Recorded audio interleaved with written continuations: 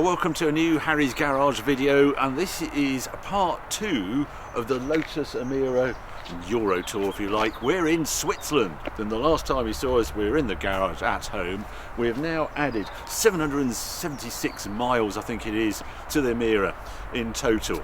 And we came across France, did the Eurotunnel, dropped down, tried not to use too many French autoroutes, came cross-country to Nantes and came into Bâle, and then to this hotel here, which is unpronounceable, big hotel.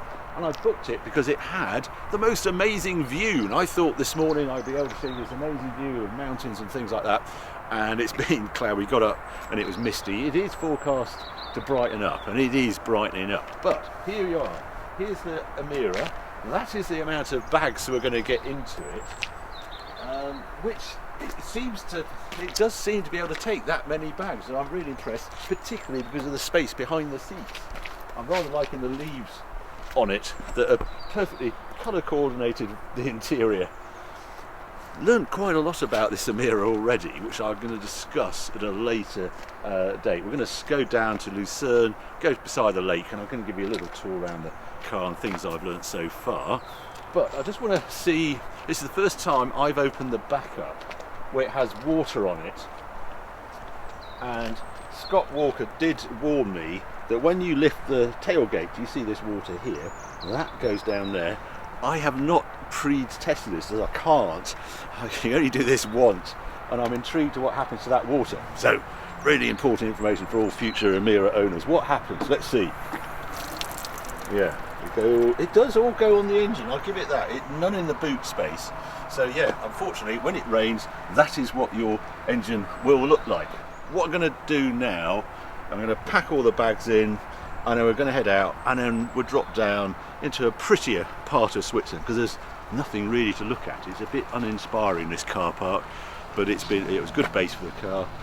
So anyway, head out down to one of the beautiful lakes in Switzerland, and then we're going to head over. We're going to see a couple of favourite passes and drop into Milan, and then go to this Pirelli Calendar cocktail party tonight.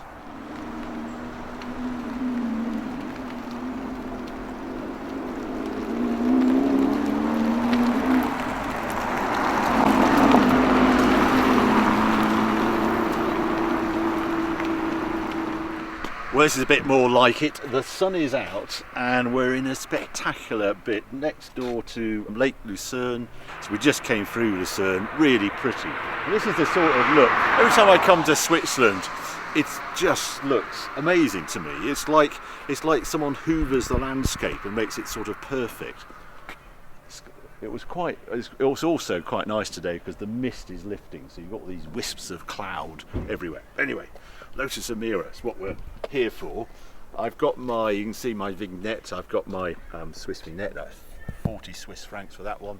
I've spoken about that before. That's the little tag that when we're on the French autoroutes, we can just go through the barriers. You see the T sign. Order it up via the Eurotunnel website is the easiest way to find out how to get one of those, and it will change your European motoring if you're especially in a right-hand drive car, and it's charged to your credit card on a monthly basis. The Emira, I can't get over sort of how clean this car keeps. We've gone through some sort of grotty weather at times, but it all looks quite smart. It's especially so when you get to the door and the door sill. You come there and you see how sort of shiny and glossy this thing is, and it's actually, it seems to leave all the dirt on the sill. It seems to rush underneath and go on that black bit, keeping the paintwork sort of all bright and shiny. And the other thing with the Emira is how wide the doors open. And you think, what's he on about, why is the door? Well, one of the things with having a Lotus was they were always a bit tricky to get in and out of. You talk about an Elise with a roof on, and the Evora is the same. Not so this one. This is it is the easiest car to get in and out of, especially one with a Lotus badge on. And I've had that McLaren Artura in recently. That was a bit tricky just to get in and out of. And that had the dihedral doors, and then the 296 where they had torture devices as seats and things that made it all a bit tricky. Not so with Emira, so that's shot number one. And also, I just love the fit and finish. This wrap round and the way they've done the speaker grille, I think it's magic. You can sort of see how it graduates and then opens up where the speaker is and then fades to nothing here. Memory seats. It is all very not Lotus as we knew Lotus. I like how they've got Emira on the vents there, and there's no sort of regulating the volume or whatever, and you can actually turn them off by sliding them left, all the way to the left or the right, that sort of thing. We'll go through the dash in a moment when we get going. I just want to show you where we actually are. We have just come through Luzerne. We're actually in, is it the Wiggies? I don't know, just there on the side of the lake there. And we're going to trip round the side of this lake all the way down, and I'm going to head one of my favourite places, the Clausen Pass. There we are, it's ringed there. So Ohrdorf. Now at this time of year, unfortunately, the passes are quite often closed, and the Clausen Pass closed on the 4th of November. But I have very fond memories of it because I took another Lotus there. If you read Evo in the early noughties, you would have seen a story when I did a mad thing of taking a Lotus 340R out to the Clausen Pass. And I want to take this Lotus there because even though the barrier will be down, it's quite a long way up the pass and it's beautiful vistas, etc. So anyway, we'll get going. I'll give you a little bit of a tour around the interior as we drive down around this beautiful lake. And we're heading somewhere into there. Maybe by then those clouds would have lifted as well. Amazing, you're right beside the lake here. We have lucked out with the weather again because it was not like this yesterday. A few things around the cabin though. Obviously we're now in Europe. I want kilometres an hour up, and I had to dig around actually in the menu to get it where it appears on the dash, and it's actually during the trip computer bit is actually where it appears, and it's a bit small, it's right in the middle, and I wish it was sort of available all the time as you're going through Europe, because as soon as I go off this screen, off this screen, as a screen I've been using for running in that gives power, torque and boost, and that gives me a good idea if I'm putting load on the engine, but I lose my kilometre speedo. So I've just turned on the Lotus navigation because we've actually been using Waze, Google Maps, because that allows us to have the speedo up all the time in kilometres on this central dash. But that's a bit of an oversight, I think, for sort of European touring on the car. What else? Down here, all the ventilation seems to work really well. It's quite a quiet car as well. It starts off in this tour, and it's quite muted. But then again, that's the way we seem to want our cars these days. So you can set off from home in a quiet mode, and then select, well, the next one's sport, and then after that comes track.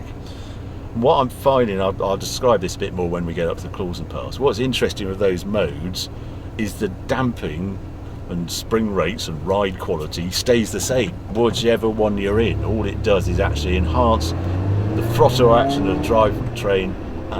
It increases the exhaust sound, pops and bangs, and then lessens the amount of stability, whatever you like to call it. Dynamic ESC sort of goes off in various modes as you turn it into track. So I quite like that you have the option to use them all the time without sort of changing the ride quality. Gear change, I cannot get over how much better it is on this car than any other Lotus I've driven. I don't know what they've done, they've got different cabling or something, but it's really good. And I also liked, I knew that it had that exposed mechanism that you almost don't notice in normal driving, but you sort of notice at night because it's sort of floodlit. There's LED lights there, and it just gives a little pool of light, and you see the mechanism, which is a really nice touch. Also, the practicality of having this space behind the seats cannot be overrated when you're in a car like this and you're doing how we're travelling, because you can chuck bags and things back there, and it's really handy for that, or snacks or whatever. Anyway, that's a little bit on the car. We're going to continue to float down beside the lake. and then you'll rejoin me as we start the Clausen Pass in about, well, it's 30 miles away.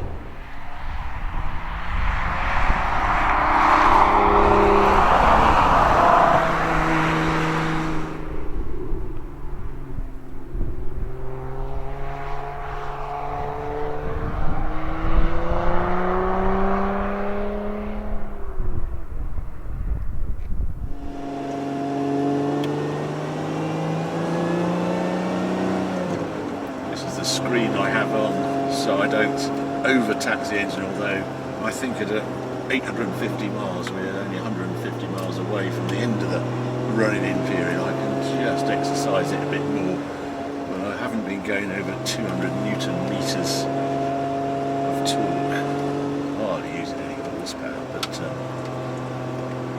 it's very pretty up here.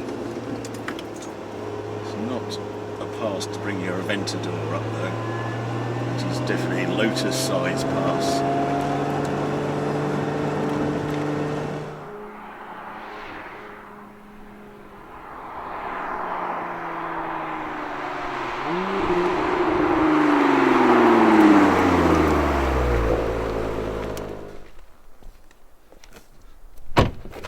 I have to say, I thought we'd get further up the Clausen Pass than that, but don't mind, because we've lucked out with the weather, and just look at it. Looks fantastic.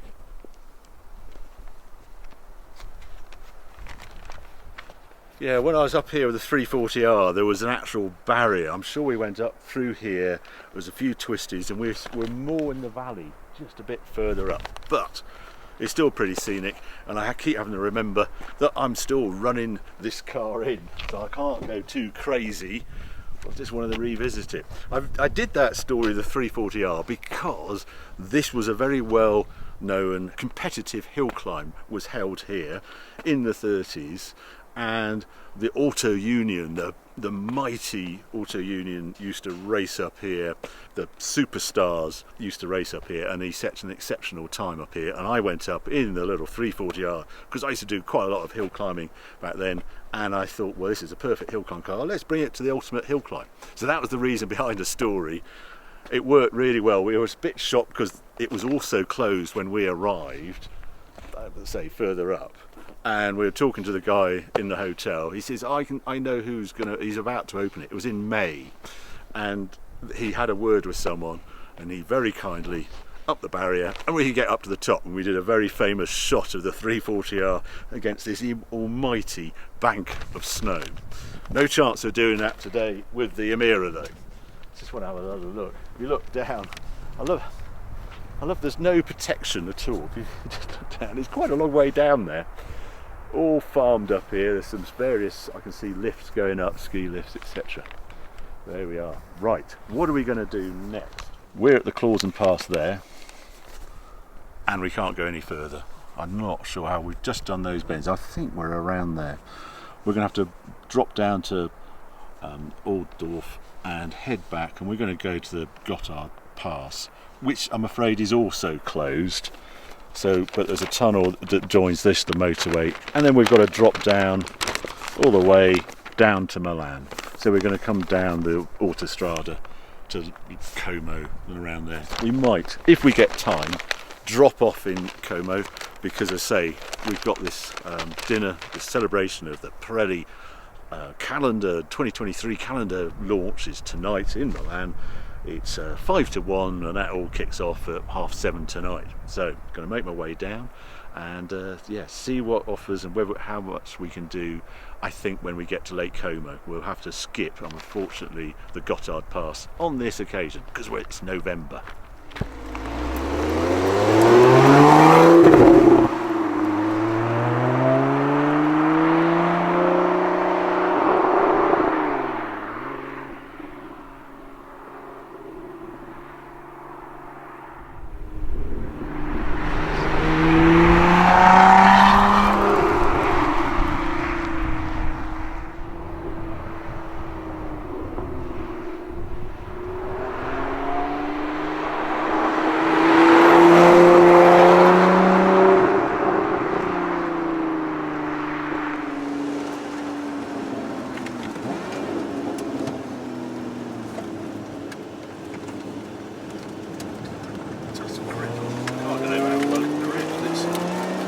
Yeah, it looks rubbish out there. I mean, it's been damp, you can see the cloud rolling in. It was very misty this morning. And I'm surprised how this is controlling understeer as I go into these corners. Just feels great up here. Really nice, very easy to read the information coming through. Yeah, it's just what you want in conditions like this.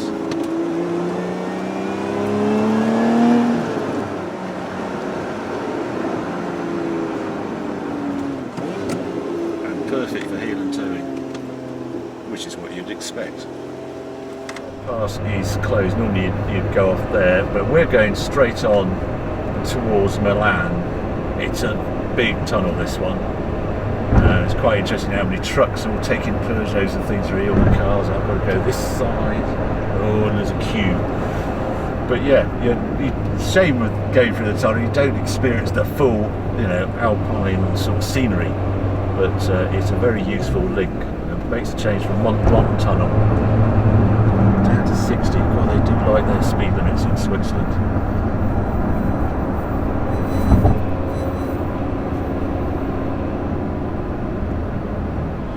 Right, got our tunnel done.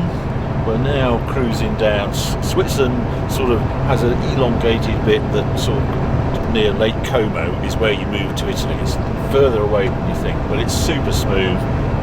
Amazing scenery. We drop down, snow just on the top.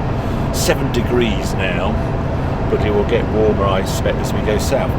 Little bits on Emira, just cruising along like this. It, to me, sounds very quiet. We are doing 77 miles an hour at the moment, 120 clicks. But when I put my noise meter on, it's telling me it's doing around 79, 80 decibels. For whatever reason, when you're in the cabin, it doesn't sound as though it is noisy. There's not a sort of dominant tyre roar as you get in 911s and things. Another thing I'm discovering, it's got very good range. Just enter 100 limit. So I have to slow things down because there must be a tunnel coming up. There we are. And I can get 350 miles on a tank, which is good. It's doing around, just cruising through France and through here, it's about 29 mpg. So that's pretty good as well. I know that will change when I wake the supercharger up because we are running in, etc. And we'll just come out of a tunnel, and there we are. I'll swing round. I just love this part of the world. I just can't believe the vistas you get to see. It is really stunning, especially when you luck out with the weather, as we seem to have done just now. Anyway, we're going to dive into another tunnel and make our way down to Milan.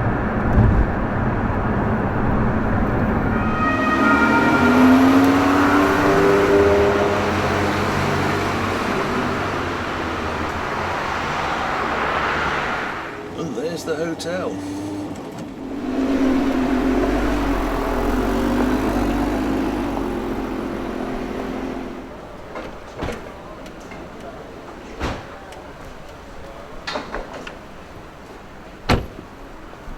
Well, there we go. 993 miles covered, and we're at the hotel. So this is where, yes, part 2 ends. I'm really chuffed we got this straight into the centre of Milan. It's reasonable time as well, 25 to 5. Yeah, what quite a good experience today, going up on those passes, Clausen Pass, dropping down into Italy, and tonight is this Pirelli Calendar event. So the idea now is I'm going to end this part 2 now. Part 3 will be us leaving here tomorrow, going to see Ferrari, and then on to Pagani as well. But if you want to watch what's going to happen with the Pirelli Calendar launch, I've no idea, but I'm going to end this video here, and then there will be just a sort of add-on at the end of this video if you want to just see any of the colour and the fun of tonight's party. Just arrived at the Pirelli Calendar launch and gone past the captain. Everyone's there, all the photographers are outside watching us, a great and good. And then Emma Summersfield came in, the photographer for this, and there's a silver-haired gent amongst them, and that is the boss of Pirelli, who basically writes the check for this calendar every year. and good on him for doing it, supporting whatever, this art movement, shall we say. But the calendar, anyway, it's a huge hall. There's always this sort of carry on going on when there's 4 or 5 models. We're like, oh, here comes, here's the lady who did this year's calendar. You want to just swing round, just coming in now.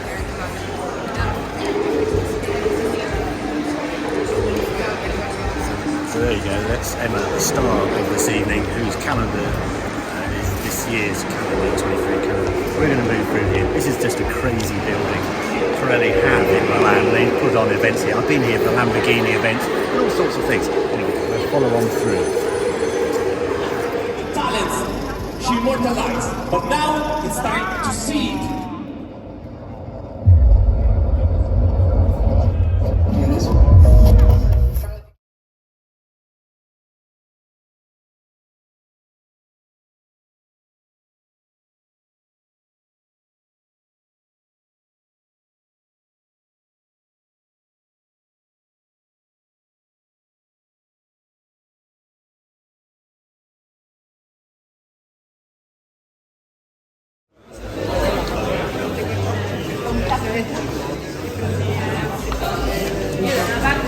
There we are.